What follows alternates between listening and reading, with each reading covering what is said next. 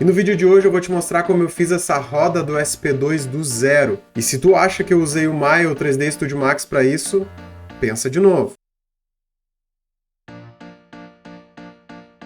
Essa roda foi modelada usando o Rhino, mas antes de tu pensar que esse vídeo é sobre qual software é melhor, não é. O ponto principal aqui não é o Rhino, mas o processo. Uma roda como a do SP2 parece simples, e se tu olhar de longe, é um círculo, tem alguns furos, tem alguns detalhes aqui que não são circulares, tem alguns padrões que se repetem, tem um perfil aqui que é interessante, tem o pneu logo depois, o pneu tem um padrão, e pronto, é isso. Mas quando tu começa a modelar, tu percebe que não é bem assim.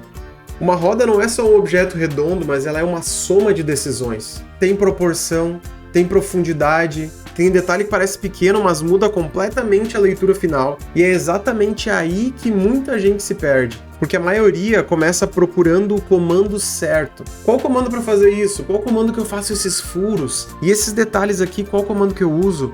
E se eu usar tal comando para fazer esse perfil? Quando na verdade sim, os comandos importam, mas ainda assim eles vêm depois. Antes de qualquer comando, tu vai ter que entender o que tu tá modelando. Qual que é a forma principal dessa roda? Qual que é a profundidade? O que tá mais para frente? O que tá mais para trás? Isso é circular? Isso é oval? Isso é mais alto? Isso é mais baixo? E essas perguntas são simples, mas elas mudam completamente como tu vai pensar na hora da modelagem.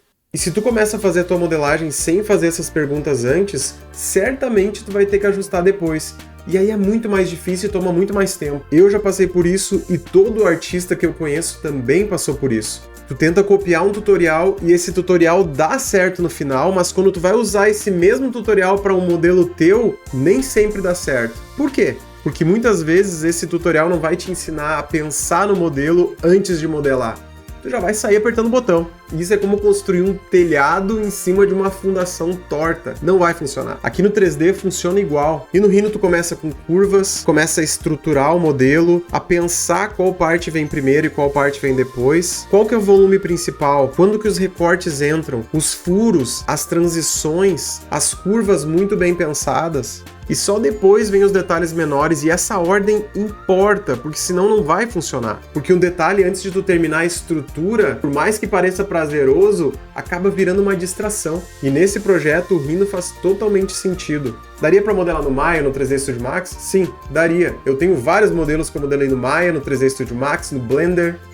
Mas a questão aqui, eu decidi modelar ele no Rhino pela precisão e pela velocidade que o Rhino te dá. Aqui no Rhino tu não precisa pensar em topologia, tu pensa em curvas. E as curvas e superfícies do Rhino são precisas, porque elas são superfícies e curvas matemáticas. Mas tem um detalhe importante, de qualquer forma, esse modelo vai ser convertido para mesh em algum momento do processo. Então a diferença do Rhino não é a mesh, mas como eu construo o meu modelo antes de virar mesh. Olha o pneu, por exemplo.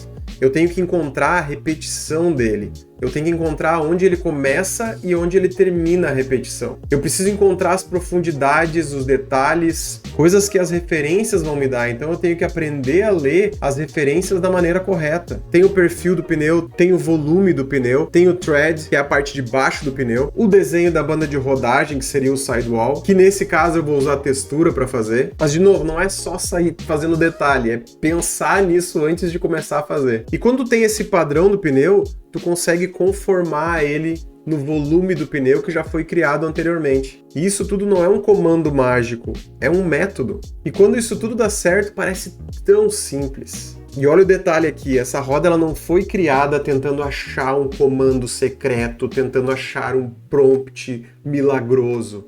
Não, foi usado um método, desde o início até o fim.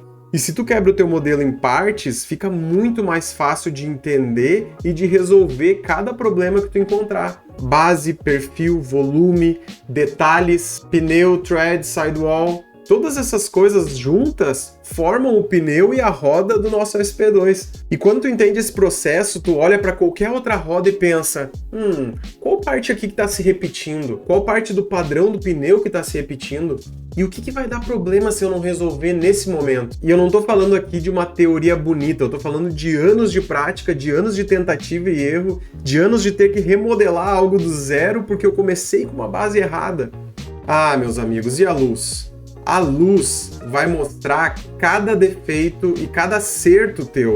A luz vai mostrar se a proporção tá errada, a luz vai mostrar se a borda foi mal resolvida, a luz vai mostrar cada defeito e cada acerto que tu teve durante a modelagem.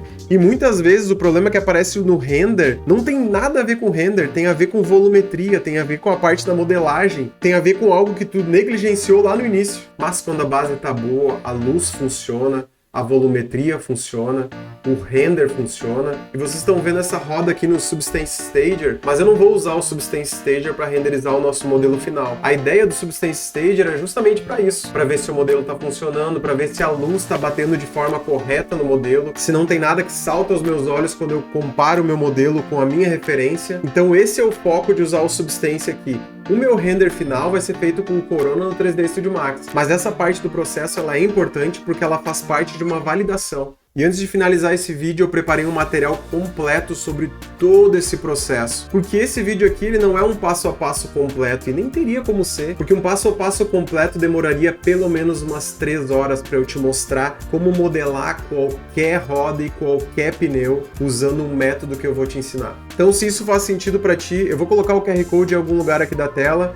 Aponta o teu celular para ali ou vai no link aqui da descrição que eu vou te ensinar o processo passo a passo e eu te garanto que tu vai aprender a modelar qualquer roda e qualquer pneu usando esse método, do zero ao render final. Começando pela lógica do projeto, passando por construção da roda, pelo pneu, pelo thread, pela preparação do arquivo, pela apresentação final. E o mais importante, não é só fazer essa roda específica, a ideia é tu entender como pensar e como olhar para a referência, como quebrar a forma, como construir com um método e como parar de depender só de tentativa e erro e depender somente de um tutorial. E se tu tá chegando agora por aqui, a ideia desse canal não é só apertar botão, mas é te ensinar como pensar fora da caixa. É falar sobre processo, é falar sobre modelagem, é falar sobre IA, é falar sobre carreira internacional, é falar sobre 3D. Durante a gravação desse vídeo eu tive uma surpresa. Um amigo me ligou dizendo que tinha uma carroceria de um SP2 disponível para escanear. Olha isso. Obviamente eu fui lá ver isso de perto. E no vídeo técnico da semana que vem nós vamos falar sobre fotogrametria, Scan 3D e como usar essas imagens reais para construir a base do nosso SP2. Esse projeto acabou de ficar um pouco mais sério, hein? Até semana que vem!